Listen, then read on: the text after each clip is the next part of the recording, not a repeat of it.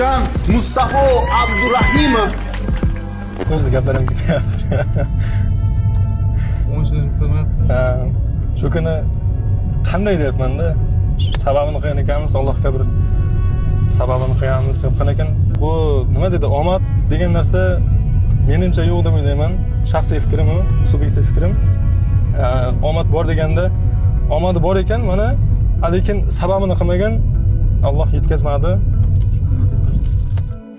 Assalomu alaykum, Topur Foizdagilar.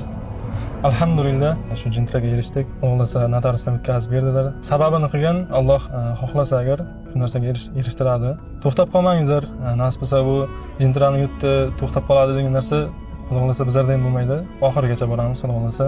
Va qo'shilmagan shu Topur Foizli kuzatib, lekin qo'shilmaganlarga tavsiya qilaman qo'shilishligini. Bu narsada bu jamiyatimizga, bitta Abdurahmon akani tuzgan loyihalar emas, butun mana shu qatnashayotgan butun hammamizniki bu jamiyat. Bu jamiyatni rivojlantirish kerak, bu narsada bardavom bo'lishimiz kerak. To'g'risi hozir ko'rib turibman. Masalan, oldin ko'rishmaganmiz u kishi bilan, yo bir telefonda aloqalashmaganmiz. Samimiy inson deb bilaman. Shu oldindan samimiy inson deb qabul qilganman. Hozir ham ko'rib shu narsaga yana ishonchim qabul bo'ldi.